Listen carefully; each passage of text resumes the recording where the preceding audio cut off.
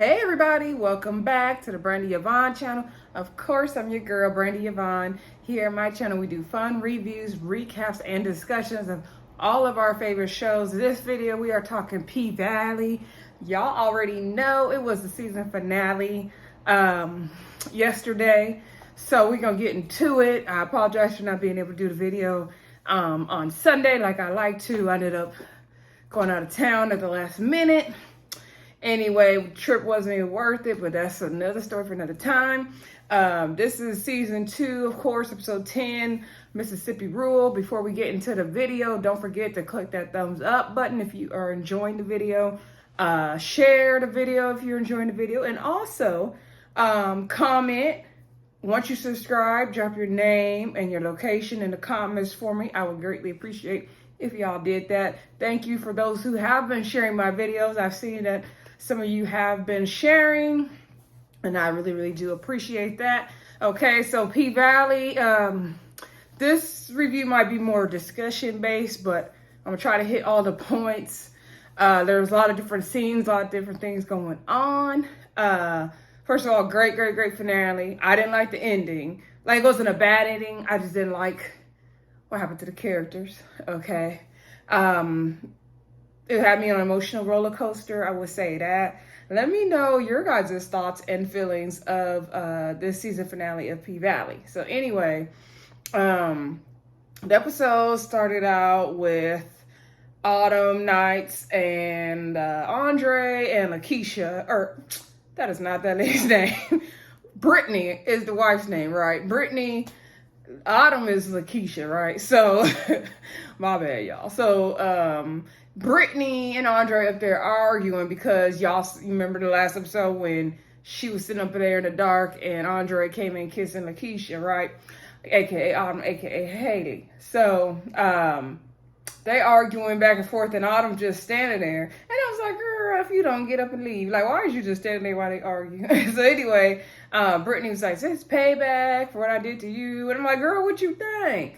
But, you know, Andre been sitting on Reddy when it came to Haley. Like, he been liking him some Haley. So, Brittany, you know, she kind of trying to work through the relationship, and she's like, come on, like, I love you. He's like, but I'm in love with somebody else. Like, she's really fighting for the marriage, and he's like, you in love with somebody else. Like, you always loved the doctor guy, and I was never good enough for you or your parents. And I guess she didn't know about Andre's dad as well.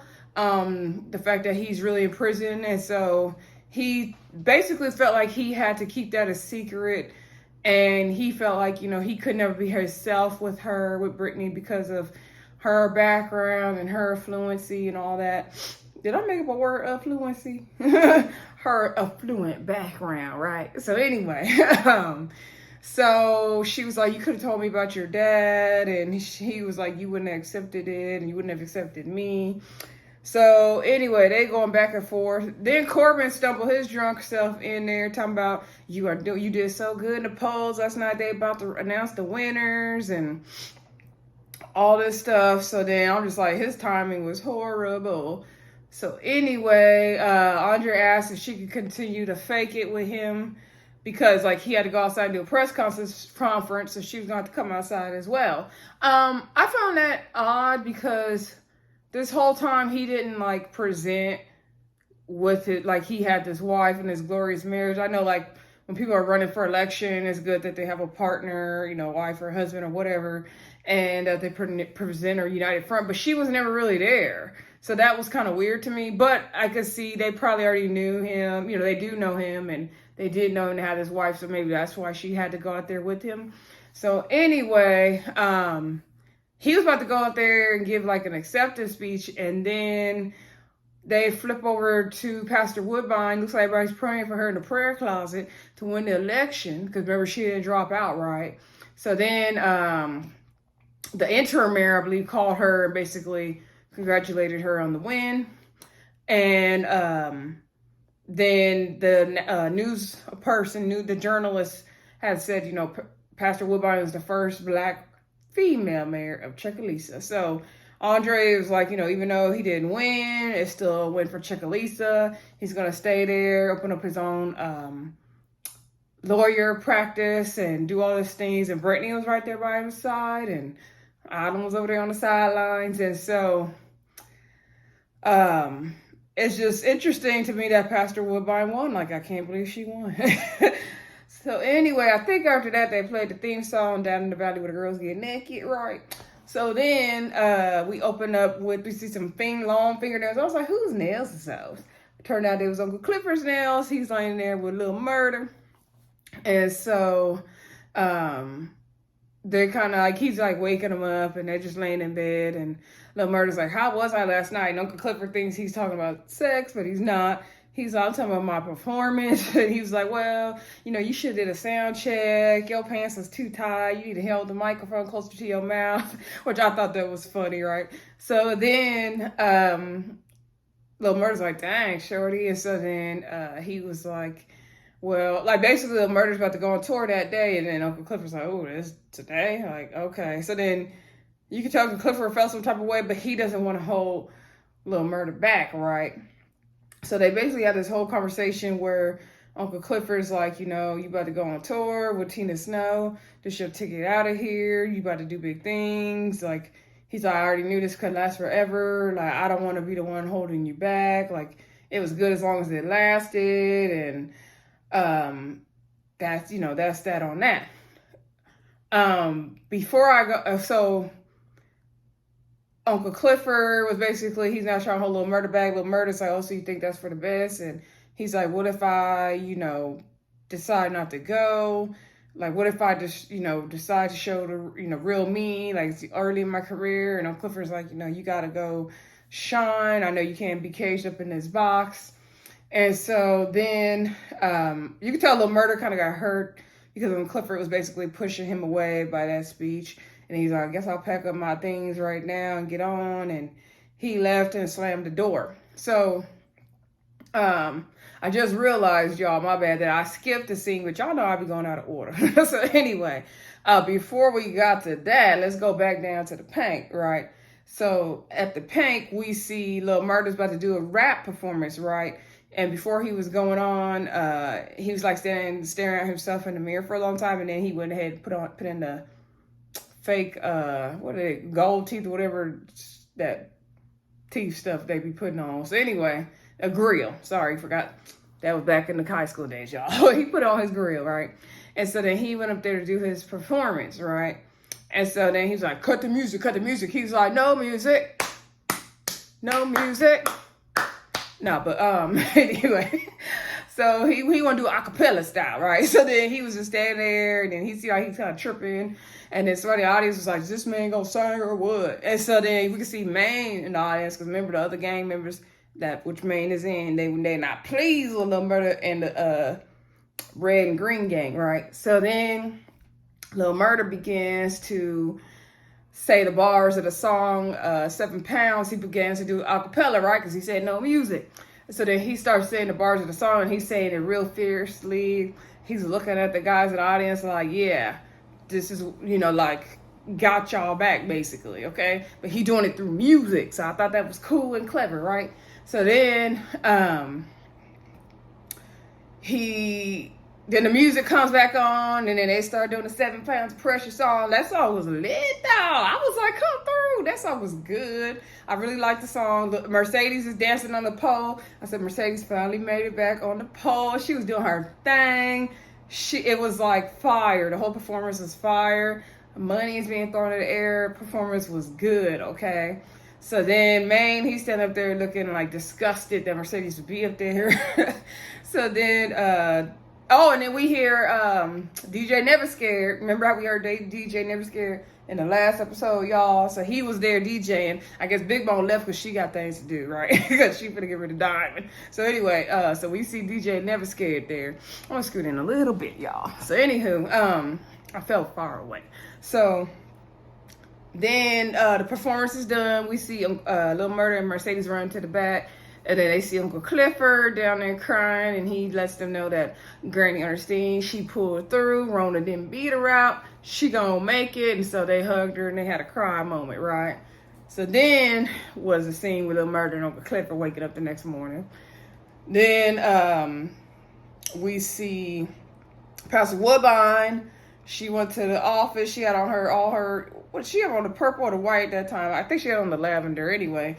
She's like enjoying the office, tearing up the other mayor's posters and sitting in a chair, almost fell. Like, I like that moment just to see her arrive in the office and what she's going to do. So I really, really enjoyed that moment. We see her doing a press conference, right?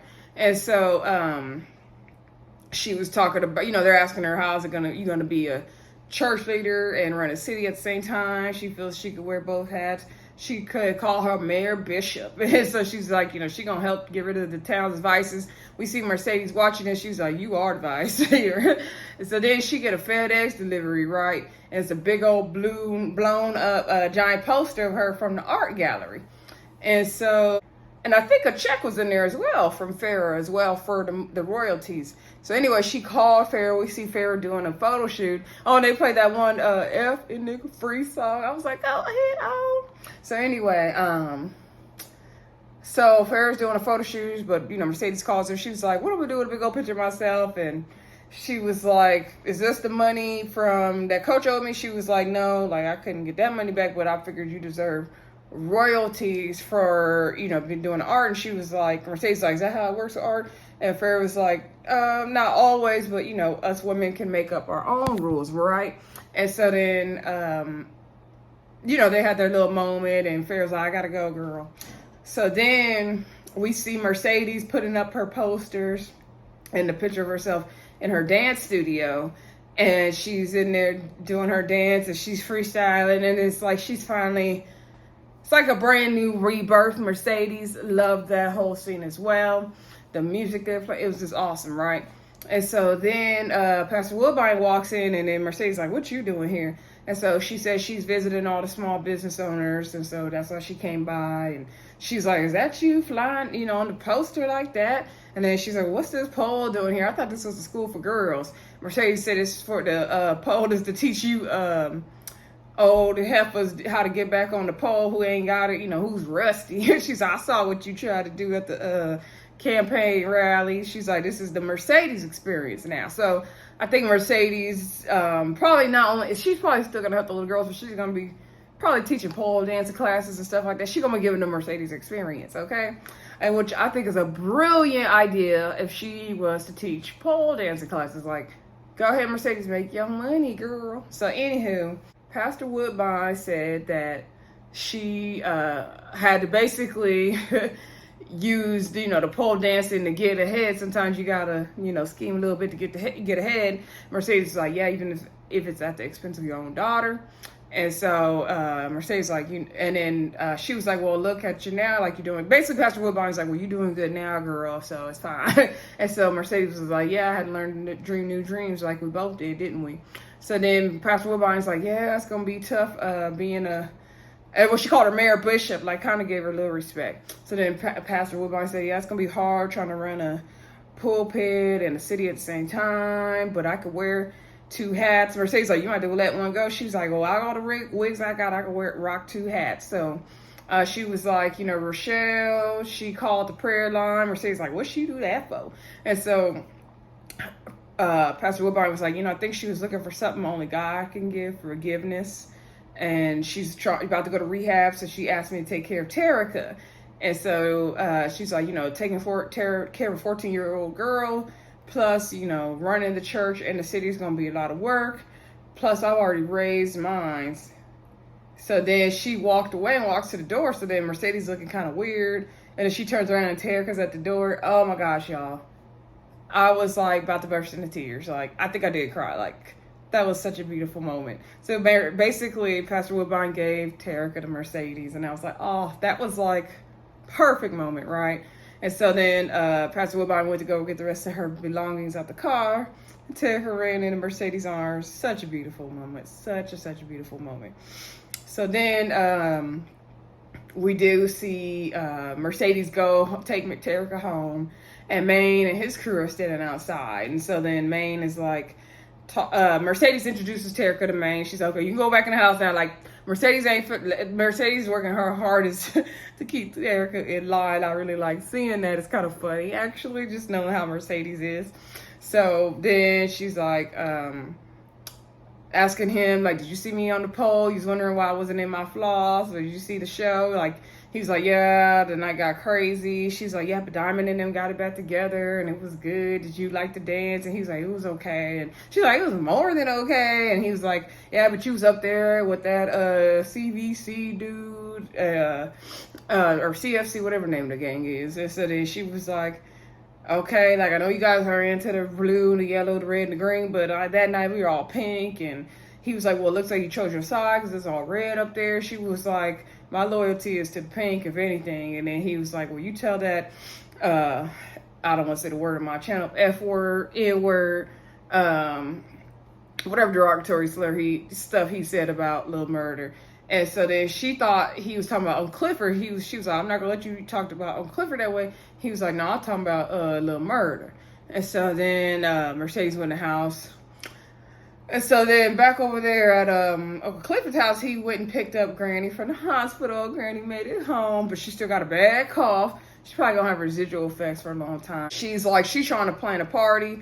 She got Big L and them coming over. She trying to basically plan her celebration of life. I ain't mad at her for it. Best idea ever. She said she gonna have her a big old juke joint party.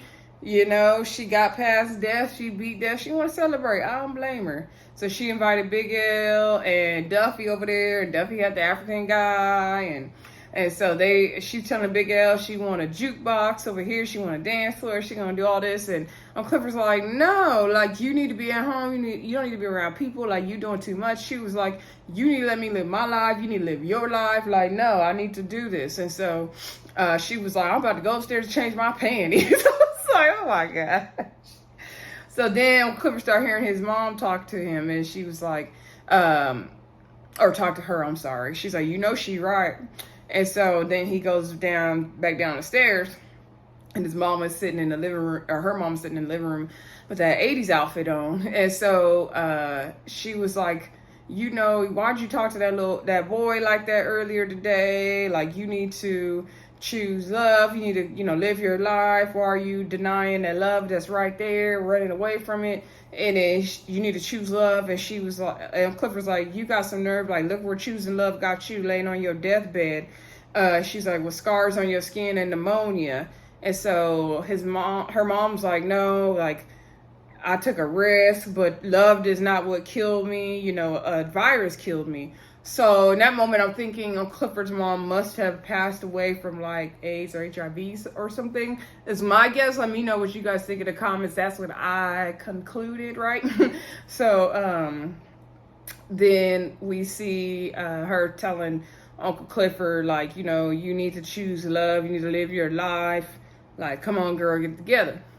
So anyway, then we see Uncle Clifford. Oh, yeah, we seen Uncle Clifford back down to the pink, and she's looking through photo albums. Well, actually, before we get to that, let's go to Andre losing the election, right? So, sorry for notifications, y'all. I kind of need them right now. I didn't put my phone on Do Not Disturb. I'm sorry. So, Andre got a long line of women bringing him food, giving their condolences for him losing the election. He got black eyed pea casserole. I've never had that. I don't think I want it. Like, just make me a regular plot of black eyed peas, please. And so then Autumn Nice is in the line of women giving stuff. You can see Brittany just standing there on the porch. I'm like, why is she still there? Anywho, Autumn Night had a box of cigars for him, and she was like, I hear you're staying. And then he was like, yeah. And she's like, is Brittany staying? And he's like, I don't know. It's going to take some forgiveness or whatever. And then he was saying something about he didn't want, I forgot what she asked him, but he was saying he didn't want any kind of baby mama Jerry Springer drama. He's not into that. He leave that to the other folks, not his thing. So then she kind of looked weird, and then he's like, what was the thing he wanted to basically he said that she like, you finna come up now. So he's like, what's the thing you want to tell me? And then she was like, she said something about it's the secrets we hold is what harm us the most. Some little weird thing she said. Anyway, she went on to call, what's the white old lady name with the money? Is it Chloe or I don't remember her name. So anyway, she called her, and so she's like, oh, I was expecting a call from you. And so, she's like, I'm sorry your dark horse didn't work out. And so Autumn's like, yeah, I wanted 5 million for the pink, but now I think I want 10 million. And she's like, oh girl, like that offer is gone. Like I don't even need the pink at this point. Like you're dismissed basically. She was like, you know, if you can't get the water, you have them bring the water to you. Like the nice thing about water is that it can be moved anywhere. So Autumn is like pissed because she basically screwed herself out of the deal. Like she would have took the money they offered her all the other times, or even the 5 million, she would have had been paid, but she kept playing, wanting higher amount. So anyway, then we see Corbin sitting outside with his half white brother I guess on the property, and they drinking mimosas, look like it. And I don't know why he's sitting out there in that red robe. Anyway, so he gets up and he shouts like, woo! So they show his land and the water right there. So basically the casino is going to be on their land. So it's like checkmate, right? So then we see Uncle Clifford sitting down looking at photo albums. And so Uncle Clifford was playing some old music and he put it away. Autumn came in there and she's like, what did you do? And she was like, you know, had the newspaper saying, what is this Corbin Canal? And they're building a river property a river connecting to Corbin's property, and the casino's gonna be there. Like, what did you do? And so she was like, oh, that is so nice. Like she didn't know what's going on. And she's like, there's only one person that could be behind this. And so she was like, yeah, the water, nice thing about water, you know, it could be anywhere. So she gave Autumn the $250,000 check, and she was like, this is a check Corbin made to you. Like, why are you giving it to me? She's like, this is what you paid for the pink. Like, you deserve to have your money back. And she was like, I deserve way more than this. All the money I didn't put into this and lost out on this. And she's like, how dare you make a deal with Corbin and the white people and all that. And Clifford's like, you know, white people in the South will always have money, but this N-word here, I'm gonna have this club. And she was like, basically telling her like, you know, I thought you buying the club, you were showing loyalty to us, you was being a sister, we were providing you family, but you know, you try to stab us in the back and we not having that. Like, you take this money and go. She's like, this is not enough to put in my Birkin, and this is not gonna work for me. She was like, oh, it's gonna have to work for you. And so she was like, well, you can't like do a deal without me because I'm majority owner of the club. And he was like, oh no, like Mississippi rule, hence the title. You gave me over 30% ownership and I can negotiate property and assets. And so that's how he was able to make the negotiations with Corbin and go ahead and sell. And she was like, and so she was trying to say you can't do that. And he was letting her know, yeah, in the state of Mississippi, yes, I can. And so, and a casino can be built, you know, as long as it's built on any waterfront property, it's fine.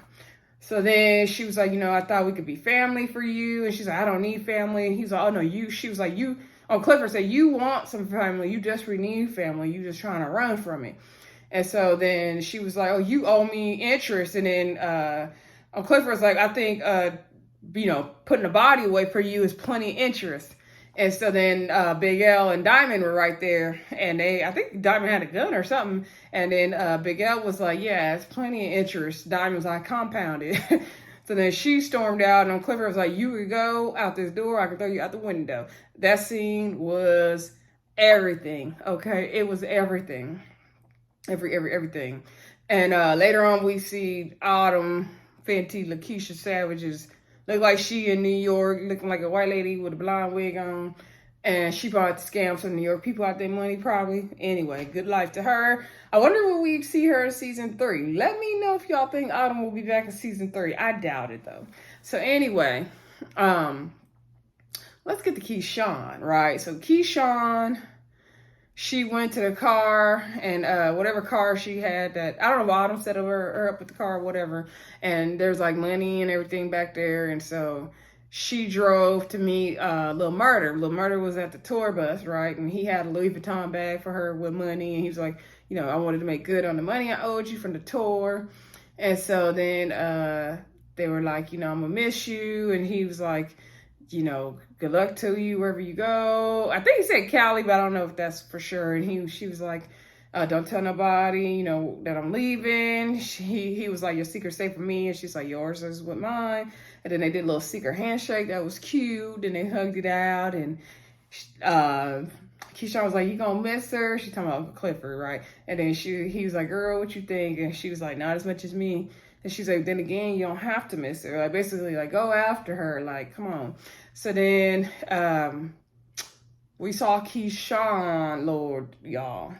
I was so mad at this storyline. I was so mad. I was rooting for Keyshawn. So Keyshawn went to the stepmama and sister's house. So that's where the kids were staying with Alicia.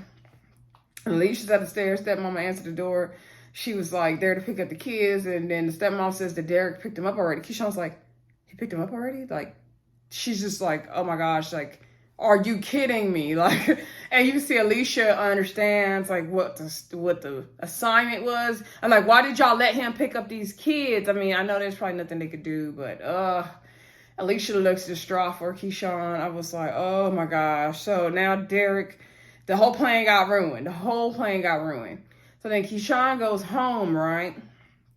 And Child Protective Services are there. And so they say like, oh, you know, we're getting reports about abuse on the kids. And she got the whole report from the doctor's office. She's like, what are you talking about? She was like, you don't know. Like, girl, you signed the discharge papers at the hospital. And she was like, the doctor said it was nurse's elbow. I thought it was common. She was like, yeah, like they probably didn't file a report about that. But then there was another report filed from the neighbor. And Derek was like, yeah, Keyshawn, it's from the time when you came back home. And so Keyshawn's looking at Derek like, she ready to kill him. Okay, and then the CPS lady was like, Mrs. Harris, and then he was like, no, it's Miss. I was like, oh, hell no. Hell no, right? So then the CPS lady is just going on, and Keyshawn is like going through it in her head, and she's like, you can't do nothing right, you can't do this and that. And so then she was talking about, you know, they're going to have visits for 6 months. Keyshawn's like, 6 months. And so Derek got that smug look on his face, and Derek basically trying to make it like she's the one that been abusing the kids. And it's like, I don't understand right then she didn't say no, he's been the one abusing the kids, but maybe she thought they wouldn't believe her. I don't know. That's when I would have been like, when I came home from on tour, I noticed these marks on the bodies, and I've been trying to get these kids out of here ever since. Like, I would have went that route with it, but I don't know. Maybe that couldn't have worked out either. Maybe, you got to be in the situation. Maybe I'm not thinking about it realistically enough. I don't know. Y'all let me know what y'all think Keyshawn should have did in that moment. The CPS people were there. So, anywho, Keyshawn flipped. She started yelling at Derek. She's like, you did this to me. You did this. And so then, it's your fault. And so then CPS lady grabbed them kids up so quick and ran. And Keyshawn wants to beat on Derek. She had her Tina Turner moment when Tina finally got Ike back in the limousine. Okay, she was going off on him, but the cops was right there. So it was like, girl, you should have been gave this energy and this smoke to Derek. So then Keyshawn gets arrested. She ends up going to jail. They had her pinned all on the floor and everything. Oh, I was so mad. I was so mad. Like, this is not right. So anyway, I think we covered everything leading up to the party, right? So then we're at Miss Ernestine's party, her celebration. She got the African dude with her. We see they're having like a party outside, to be safe and all that. Uncle Clifford bringing out food and drinks and all that to everybody. In the bathroom, in the back of the club, where the dressing room and the bathroom is, we seen roulette. And so, what's the girl, Nineveh, I think is the name, the one that does the clothing. And so Nineveh was like, oh, you hear about Toy, but I hear she gonna be all right because she getting taken care of. And so then Roulette was like, what that supposed to mean? Like, what you talking about? And then she was like, I know what y'all doing up in this club. You think I don't know what's going on? And so then she was like, but see, I know, like, why is it not enough for you? Like, why is it not just... And then, first Roulette tried to make it like, no, girl, I'm earning this on a pole. And then the girl's like, you ain't having all this fancy stuff by the pole. Like, girl, stop.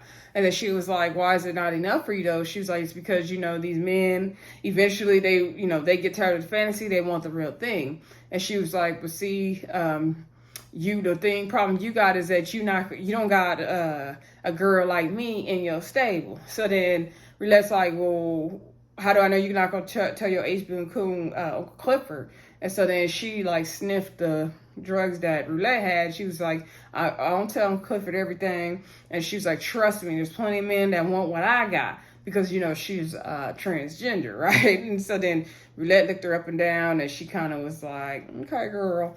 And so now I'm like, oh, Lord, this is really about to turn into a whole little prostitution ring at the paint. This is not good, y'all. This is not good.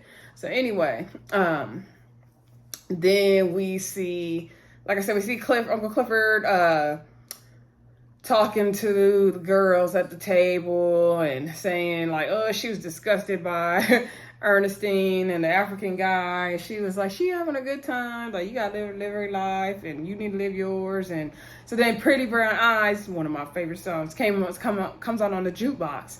And so then Clifford's like, ooh, my song. Who put the song in my jukebox or whatever? And so then they were like, your son. And so Lil Murder said it over there. And so then Clifford went over there. She was like, why? And then Lil Murder was like, why are you looking all, mad face over there? And she was like, I didn't see a lot of ghosts today, and you one of them. And so she was like, I'm sorry, Lil Murder. Who are these names? Lil Murder was like, I couldn't leave without saying goodbye to this wonderful lady over here, this shorty over here. But he's talking about Ernestine, right? So then he went over there to Ernestine and gave her a hug. And Ernestine's like, oh, y'all, Lil Murder's here. He's the biggest star. And, my juke joint turns men into stars and all this stuff. So, Miss Ernestine loved her some Lil Murder. I was like, that is so cute. So then we see Mercedes and Terica come. They brought some pig feet. Clifford's like, oh, you're so beautiful. And Mercedes like, don't let her little self fool you. Like, she'll be selling weed in a minute. Like, Mercedes is trying to keep an eye on that girl. So Clifford's like, why you bring her to this club? She was like, it's a juke joint. So then he was staring at Lil Murder with Ernestine, and then Mercedes looked back. She was like, oh, that's you. And Clifford was like, girl. So then he's like, come help me with this potato salad. So they went, fixed up the potato salad. Mercedes, I guess, put a little too much mustard in it. And so then they was making fun of Autumn Haley Nights. And then they talking about Keyshawn. Mercedes like, I hope she gets everything she wanted. And so then Clifford was getting excited. He was like, yeah, everybody's leaving, but I still got my bottom, bitch. And we gonna have this casino down in the street. Like, I got big dreams. It's gonna get popping. And so Mercedes like, Clifford, that was my last dance. She's like, I should have. That's how I should have initially retired. I should have just did it without saying anything. That's one thing my mom did teach me. Like, don't tell somebody what you're gonna do, just do it. I love that motto, and I kind of live by that as well. Like, I don't like talking about, oh, I'm gonna do something, because when you keep talking about it, or you start it and then you're telling everybody you do it, then when you don't do it, people are looking at you like, I thought you was gonna do the job, like, looking at you crazy. So it's better to just let people watch what you do instead of always announcing it, in my opinion. And it could depend on what you're doing as well, right? So anyway, then he goes, I guess he was going to go take the potato salad out, and Lil Murder was standing in there. So Mercedes took it. So then him and Lil Murder and Clifford have another moment. And Lil Bay basically talking about how Lil Murder, Clifford's like, why you not going? I thought you was going on tour. Like, what's going on? And Lil Murder's like, maybe I don't want to go. Maybe I want to stay. And she was like, I don't want you to, be having sex with me every day, but then you resenting me, and yeah, you're gonna make a breakfast for me and my grandma, like, and what else you gonna do? Like, your tour ticket, Tina Snow, that's your ticket out of here. Like, you need to go on. And so and he's like, I provide fantasies for everybody, but I gotta live real life as well, and I'm 40 years old. Like, Lil Murder, like, he in love, like, why you fighting me? Like, you trying to like push me away, but really you pushing yourself away from me. And Clifford's like, I'm 40 years old and you half my age. Like, what do you know about love? And so Lil Murder explains about how his one of the tattoo sayings, I guess, that T had on him was a bar that Lil Murder had wrote for him. And he explains how his relationship with Big Teak started in prison, how he had a prison guard push Big Teak in the broom closet where Lil Murder was. And first it was just like, for his own pleasure, but then it started turning into like a little slice of heaven for him, but he couldn't love him in the light. He couldn't be with him, you know, romantically on the outside. And he was like, maybe that's the reason why he took his life. And so Clifford was like, is that what happened that night? And then Lil Murder was like explaining the situation to old Clifford, and old Clifford's like, I'm sorry about your friend. And so then they having a little moment, like, you know, still fighting to decide if they're gonna let each other be together. Then Big L come in. And so then Big L's like, I need you to see this, I need you to see this. So then Clifford's like, oh hell, Big L. So then she go down in the office and they looking at the bank account. She's like, he missed $24,000. And she was like, oh no, that money we made last night, like, like check the accounts. She beating on the keyboard, and Big L's like, it's not gonna change the results. So then it looks like $24,000 got put into some fabric store account. She's like, what is this? And she's like, that old Haley Autumn Nights. And then she's like, oh my gosh. She was just like flipping out, and she fell on the sofa. She was like, oh, she done got me for my money, that heifer. And so then Big L was like, seems like you're going to be needing the drugs that you fired me over. Looked like Big L got his job back to me. Looked like he's still working there. We didn't have an official reconcile moment, but it looked like he's still working there, y'all. So anyway, Big Clifford, oh my gosh, Uncle Clifford took some of the drugs, and then he was like high and hallucinating. He came out the room. That one song, I don't know who sings that song. I gotta ask my auntie tomorrow, or I'll look it up tonight.